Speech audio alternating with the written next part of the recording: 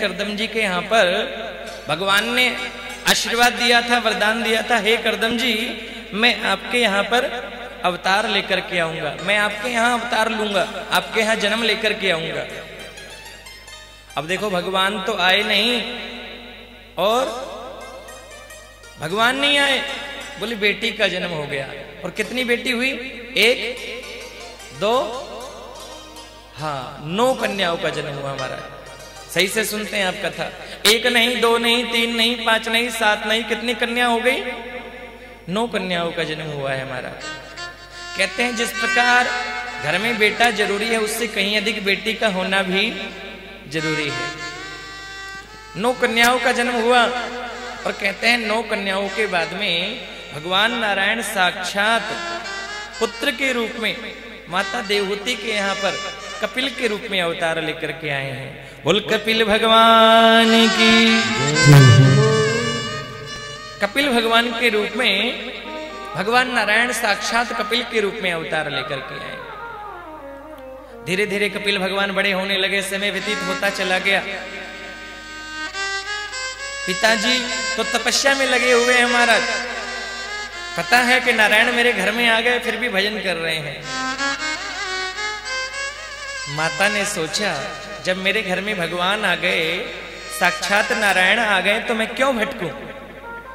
एक दिन माता ने अपने पुत्र को एक गद्दी पर बिठाया, चौके पर बिठाया, तिलक किया, पूजन किया और प्रार्थना की। हे कपिल, हे नारायण, मैं आपसे कुछ पूछना चाहती हूँ। क्या पूछना चाहती हो माँ? मुझे मालूम हो गया कि आप साक्षात नारायण हैं, आप साक्षात जगदीश्वर है। मैं आपसे कुछ पूछना चाहती हूँ। क्या पूछना चाहती हो? हे पुत्र, हे नारायण, हे कपिल, मुझे बताओ कि ये इंद्रिया वश में कैसे होती है? ये इंद्रिया वश में कैसे हो? आप मुझे बताने की कृपा करें कि इंद्रिया वश में कैसे हो, आप मुझे बताने की कृपा करें। दूसरा हमारा प्रश्न है कि बंधन किसका होता है? बंधन मन का होता है, बंधन आत्मा का होता है, या बंधन शरीर का होता है? आप हमें बताने की कृपा करें। बहुत बहुत स्वागत है, कुलताजपुर वाले सारे आ गए महाराज।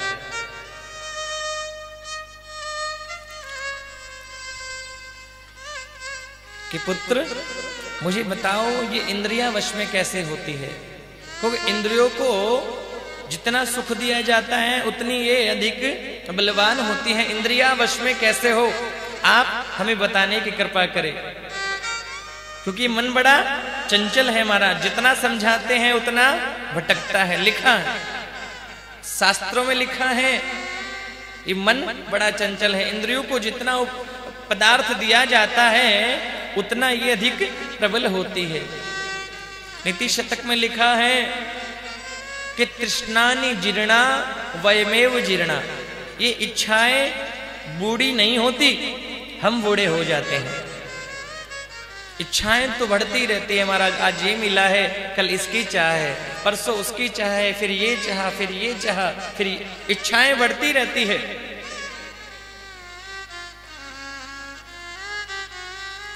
इच्छा बढ़ती, तृष्णा ने जीर्णा वयमेव जीर्णा। हम बूढ़े हो जाते हैं, इच्छाएं बूढ़ी नहीं होती। भोग नहीं भोगे जाते, वयमेव भुक्ता, हम भोगे जाते हैं। ये इंद्रिया वश में कैसे हो, आप मुझे बताने की कृपा करो। और ये बंधन किसका होता है?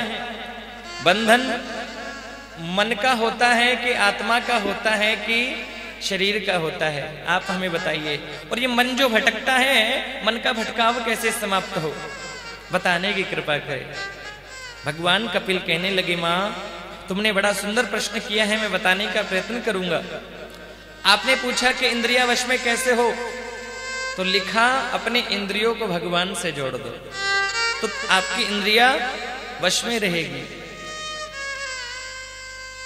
ज्यादा भोग खाने का मन करे, खट्टा मीठा चरपरा, तो ऐसा खाओ जो भगवान को भोग लग जाए। और भगवान को भोग लगा करके खाओ तो बुद्धि को दूषित नहीं करेगा।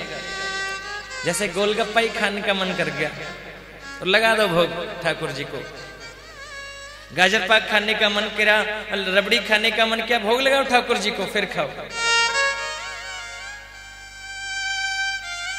क्या कह रहे हो? बोलो चाउमीन भोग लगा सके? हाँ लगा सको, चाउमीन भी लगा सकते हो, चाउमीन बर्गर सब लगा दो महाराज, शुद्धता से अपने घर में बना करके।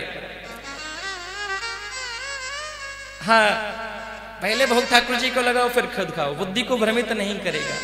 जो खाने का मन करे ठाकुर जी को भोग लगाओ पहले, फिर स्वयं खाओ शुद्धता से बना करके। घूमने का मन करे तो शिमला मंसूरी कम जाओ, वृंदावन ज्यादा जाओ, खाटू श्याम जी के ज्यादा जाओ।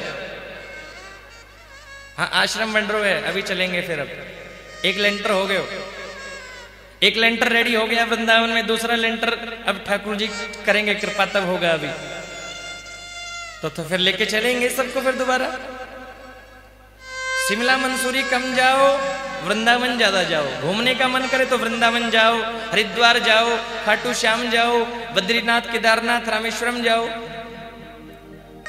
कभी कभी शिमला मंसूरी भी चले जाओ, लेकिन कभी कभी सुनने का मन करे तो गंदे गाने सुनने की बजाय भगवान के भजन सुने, क्योंकि लिखा है शास्त्र में कि जिस भजन में राम का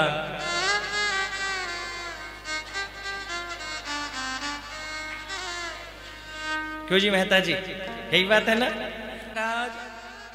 अपनी इंद्रियों को भगवान से जोड़े, सुनने का मन करे तो भगवान का भजन सुने। गंदे गानों को सुनने से कहते हैं यदि आंखों से गंदा दृश्य देखेंगे तो काम हृदय में प्रवेश करेगा, कानों से गंदा गीत सुनेंगे तो काम हृदय में प्रवेश करेगा।